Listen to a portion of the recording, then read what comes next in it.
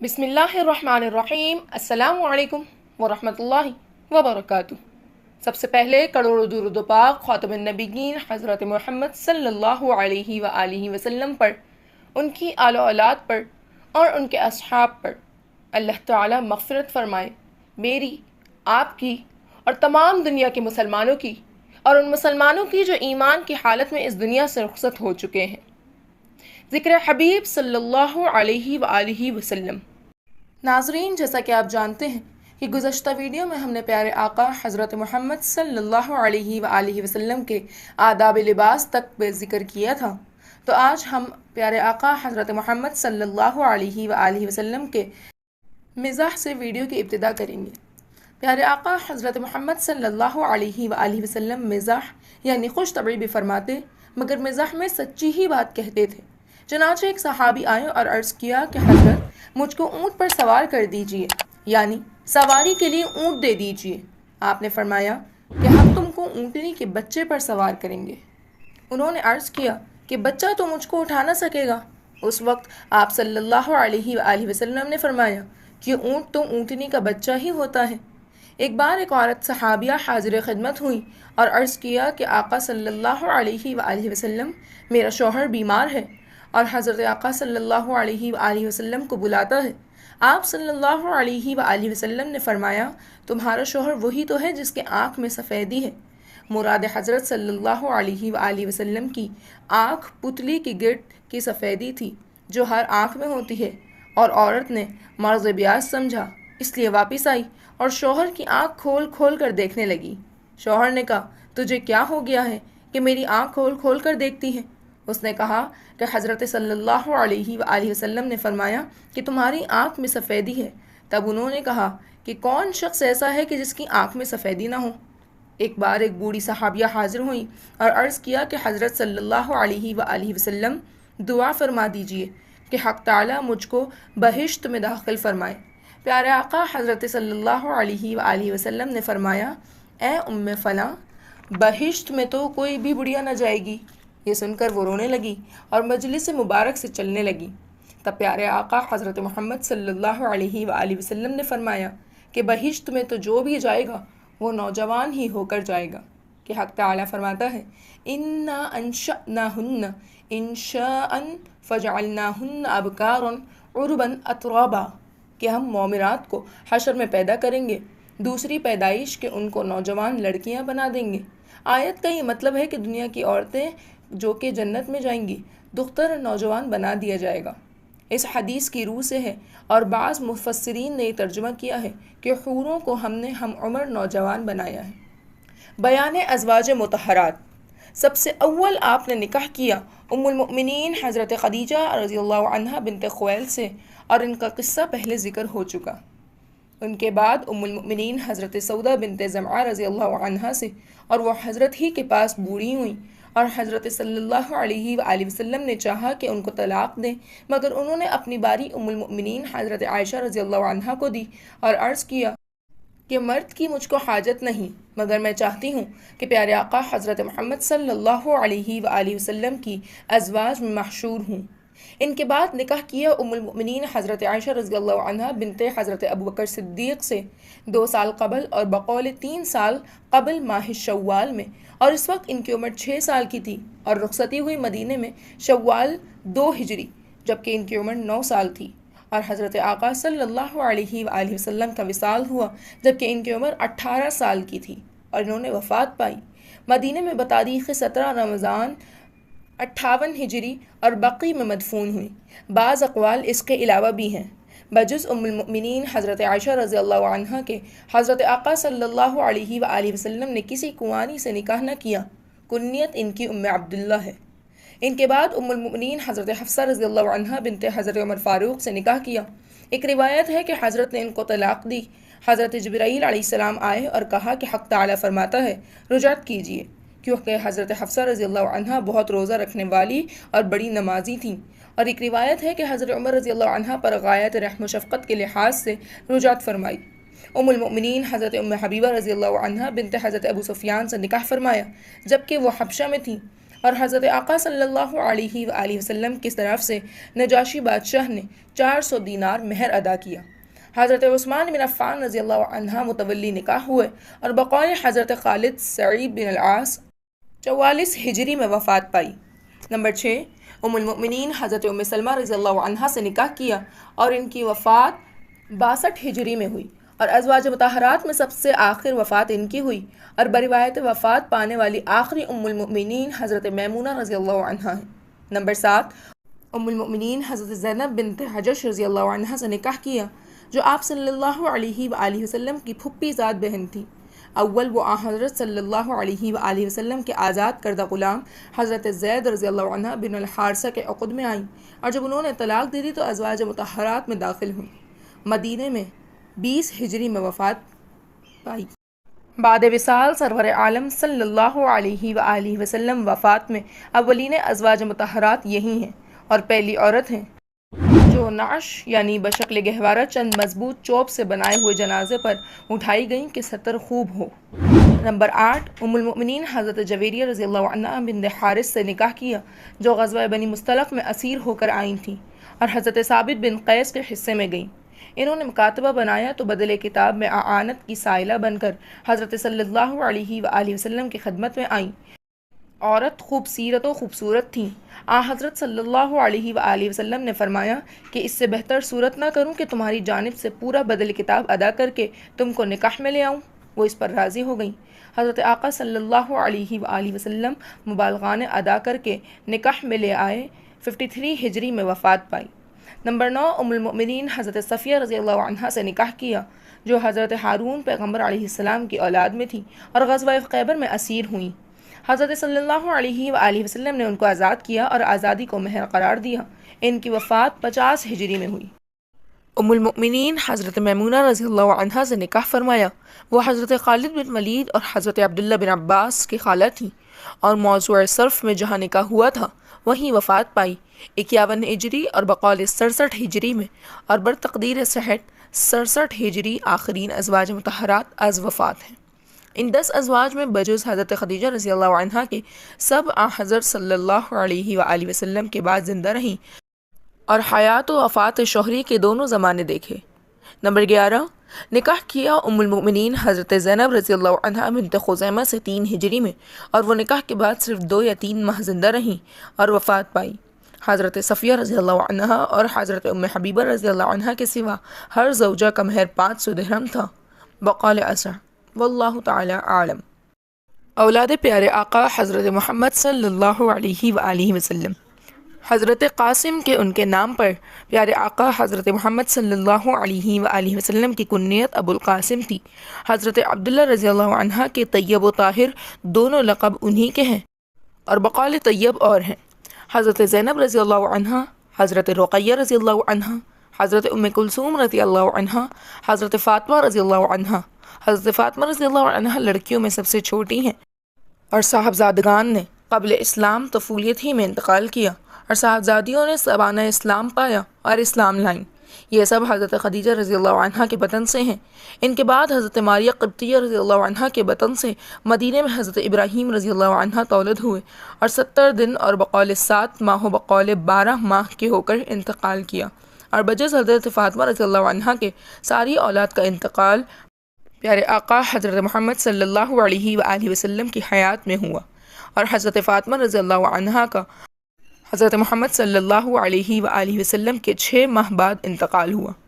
Number 1، حضرت زینب رضی اللہ عنہ حضرت ابو العاص کے نکاح میں تھیں، اور ایک دختر حضرت امامہ رضی اللہ عنہ نام تھیں کہ جوان ہونے پر حضرت علی رضی اللہ عنہ نے بعد حضرت فاطمہ رضی اللہ عنہ کے نکاح کیا، اور حضرت علی رضی اللہ عنہ کے بعد حضرت مغیرہ بن نوفل بن حارث رضی اللہ عنہ کے نکاح میں آئیں، اور ان سے ایک پسر ہوا جن کا نام یحییٰ تھا۔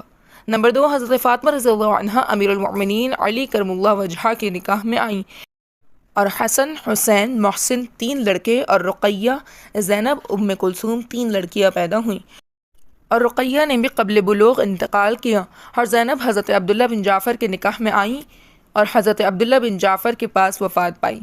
حضرت ام کلثوم بنت حضرت علی رضی اللہ عنہ امیر المؤمنین حضرت عمر فاروق رضی اللہ عنہ کے نکاح میں آئیں اور ایک پسر زید بن عمر پیدا ہوئے، اور حضرت عمر رضی اللہ عنہ کے وصال کے بعد حضرت عون بن جعفر کے نکاح میں، اور ان کے بعد حضرت محمد بن جعفر، اور ان کے بعد حضرت عبداللہ بن جعفر کے نکاح میں آئیں۔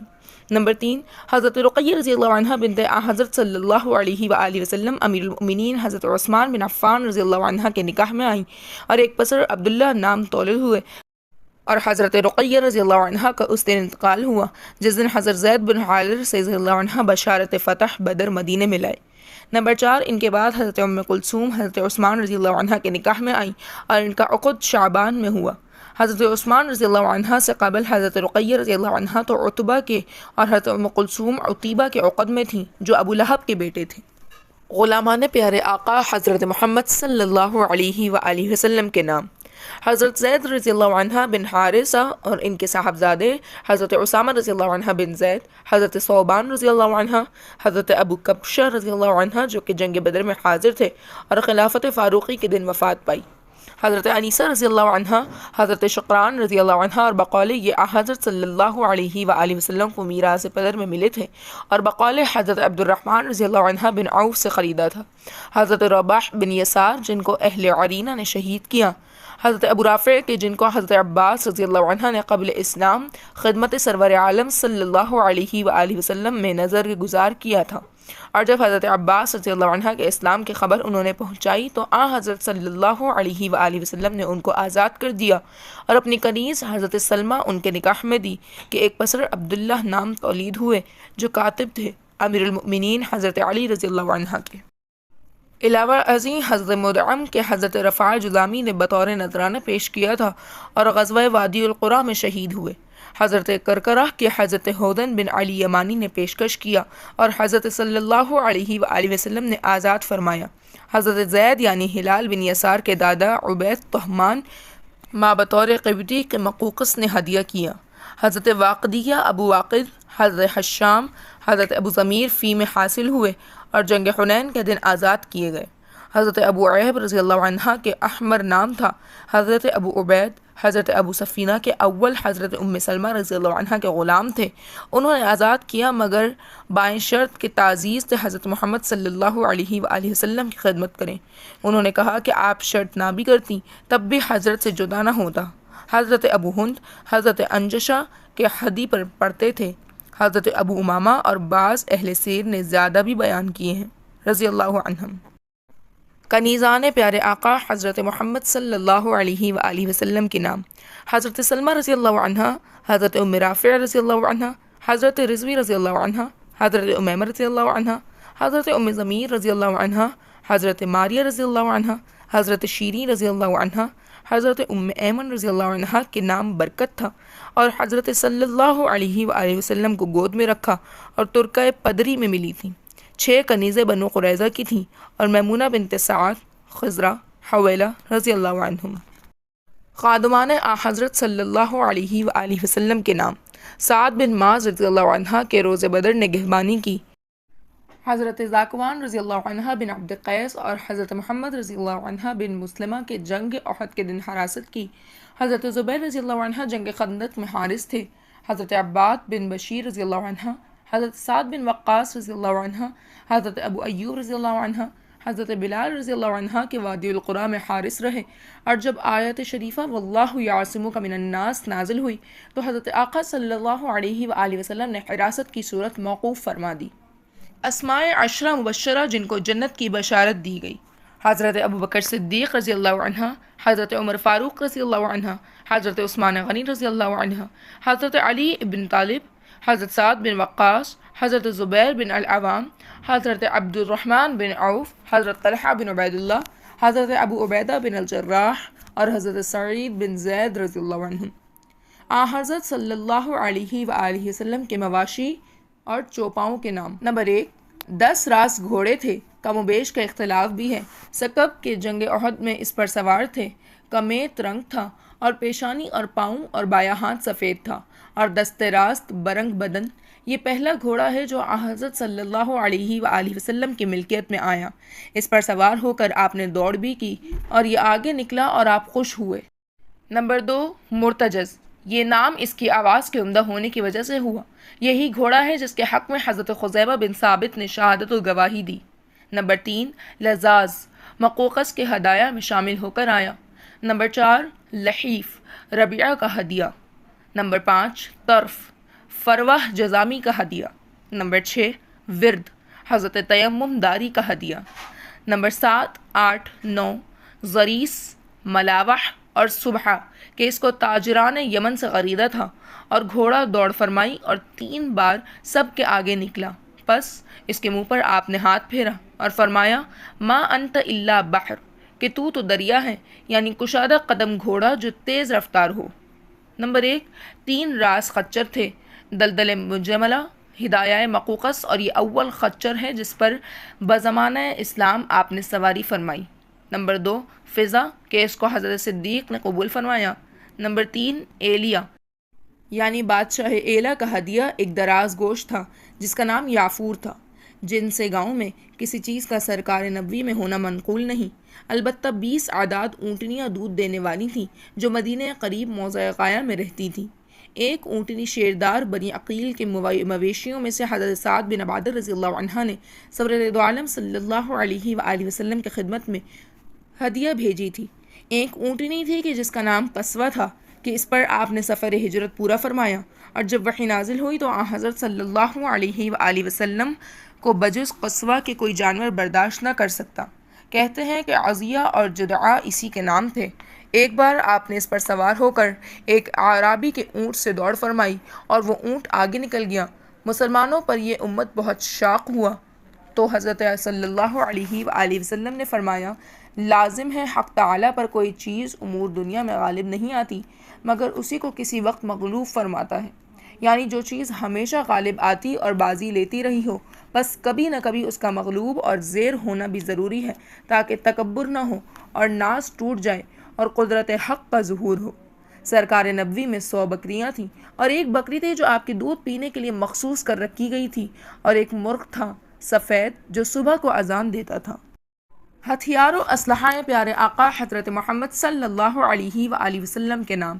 جناب رسول اللہ صلی اللہ علیہ وآلہ وسلم کے پاس 9 عدد تلواریں تھیں، منجملہ ان کے ذوالفقار کے جو بدر کے مال غنیمت میں قبیلہ بنو الحجاج کے اموال میں حاصل ہوئی تھی، اور حضرت صلی اللہ علیہ وآلہ وسلم نے خواب میں دیکھا کہ اس کی ایک جانب شکستگی واقع ہوئی، اور اس کی تعبیر آپ نے بیان فرمائی کہ مسلمانوں کو ہزیمت پیش آئے گی، چنانچہ جنگ احد میں تعبیر پوری ہوئی۔